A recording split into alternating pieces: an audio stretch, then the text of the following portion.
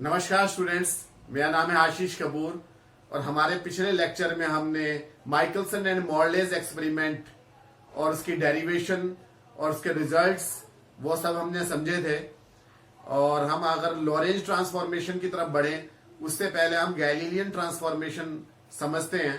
आप में से बहुत से लोगों को ये पहले से पता होगा, बहुत इजी है। लेकिन लॉरेंज ट्रांसफॉर्मेशन करने से पहले गैलीलियन ट्रांसफॉर्मेशन का पता होना चाहिए। आपको पता है कि फ्रेम ऑफ रेफरेंस क्या होता है, कि अगर हम जहां से भी हम देखते हैं उस देखने वाली जगह के साथ में एक्स वाई जेड एक्सिस जुड़ी हुई होती हैं, जिसे हम फ्रेम ऑफ रेफरेंस कहते हैं।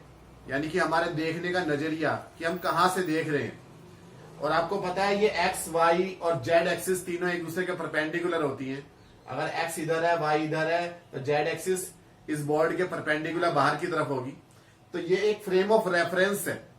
और अगर इस फ्रेम ऑफ रेफरेंस में Newton's first law of motion follow हो रहा है तो इसे हम बोलते हैं इनर्शियल फ्रेम ऑफ रेफरेंस।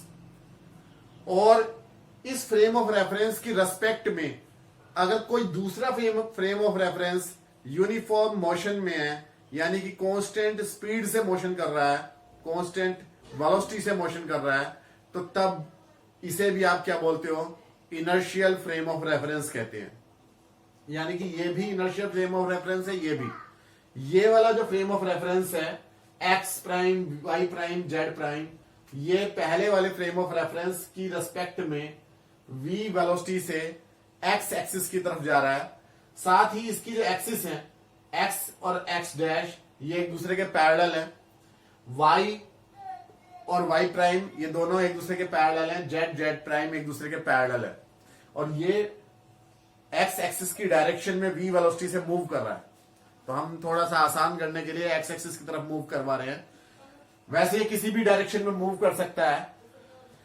तो आप ये देखिए, जब ये O प्राइम O के ऊपर था, यानी कि दोनों फ्रेम ऑफ रेफरेंसेस एक दूसरे को कोइंसाइड कर रहे थे, उस टाइम से हम टाइम को मेजरमेंट लेनी शुरू करेंगे। मान लिया उस टाइम पे टाइम कितना था, 0।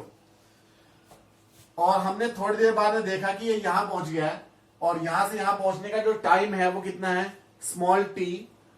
हम ये मान के चलते हैं कि ये जो t टाइम है ये दोनों के लिए सेम है। यानी कि टाइम जो है वो अपने आप में एक वेरिएबल नहीं है। पहले फ्रेम ऑफ रेफरेंस से जितना टाइम देखेंगे उतना ही दूसरे वाले फ्रेम ऑफ रेफरेंस से भी बीतेगा। यानी कि अगर हम इसमें टाइम टी प्राइम मान रहे हैं तो टी प्राइम और टी दोनों बराबर है, मान लिया। ऐसा होता है गैलीलियन ट्रांसफॉर्मेशन में। लेकिन जब हम लॉरेंज ट्रांसफॉर्मेशन देखेंगे तो देखेंगे, पता चलेगा कि time itself is a variable. उसके बारे में हम अगले लेक्चर में चर्चा करते हैं कि टाइम भी चेंज हो सकता है और टी प्राइम और टी तब अलग अलग होंगे। फिलहाल दोनों बराबर है। मान लिया यहां पर एक पॉइंट है और उसके कोऑर्डिनेट्स इस वाले की रेस्पेक्ट में, सेकंड फ्रेम ऑफ रेफरेंस की रेस्पेक्ट में एक्स प्राइम, वाई प्राइम और जेड प्राइम है। और इसी के कोऑर्डिनेट, इसी पॉइंट के कोऑर्डिनेट्स इसकी रेस्पेक्ट में क्या है, एक्स, वाई और जेड है। तो इनमें क्या रिलेशनशिप होगी, प्राइम वाले जो कोऑर्डिनेट्स हैं और एक्स वाई जेड है, इनमें क्या रिलेशनशिप होगी वो हमें देखनी है।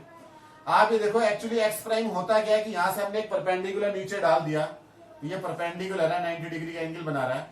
तो ओरिजिन से लेकर यहां तक की डिस्टेंस को हम बोलते हैं एक्स प्राइम।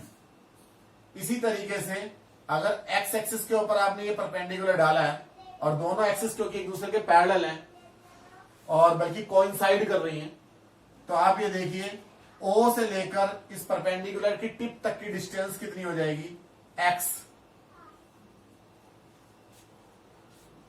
यहां से यहां तक की डिस्टेंस कितनी है, ये कितना आगे मूव कर चुका है, डिस्टेंस इज इक्वल टू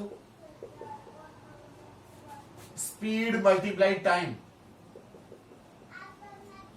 यानी कि vt। तो ये जो सेकंड फ्रेम ऑफ रेफरेंस है ये पहले वाले फ्रेम ऑफ रेफरेंस की रेस्पेक्ट में कितना आगे मूव कर चुका है टी टाइम में, vt। बिकॉज v जो है वो कांस्टेंट वेलोसिटी है, सेम डायरेक्शन में जा रहा है और सेम स्पीड से जा रहा है, तो ये vt होगी। तो आपको फिगर से दिखाई दे रहा है कि x जो है वो किस चीज के इक्वल है, x इज इक्वल टू है एक तो ये vt और plus x prime, vt plus x prime, यानी कि x प्राइम किस चीज के इक्वल है, x माइनस vt। इस परपेंडिकुलर की टिप से ये जो हाइट है y एक्सिस की डायरेक्शन में, यही इसका y कोऑर्डिनेट है, यानी कि y प्राइम है। और अगर हम यहां से देखें कि यही हाइट यहां पर भी होगी, इतनी ऊंचाई है क्योंकि ये दोनों एक दूसरे के पैरेलल हैं, तो यानी कि y जो है और y प्राइम जो है वो दोनों एक दूसरे के क्या है, बराबर। तो y prime is equal to y और z prime is equal to क्या है, इसी तरीके से देखा जाए तो z।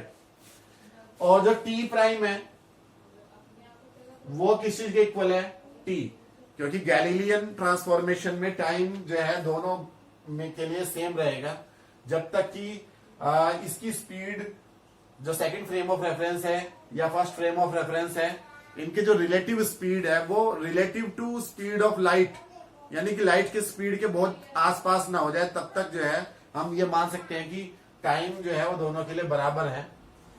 जैसे हम डेली लाइफ में देखते हैं, अपनी कोई ट्रेन जा रही है, बस जा रही है, तो उसके लिए जो है जो टाइम आपका प्लेटफॉर्म पे होगा वही टाइम ट्रेन के अंदर भी होगा।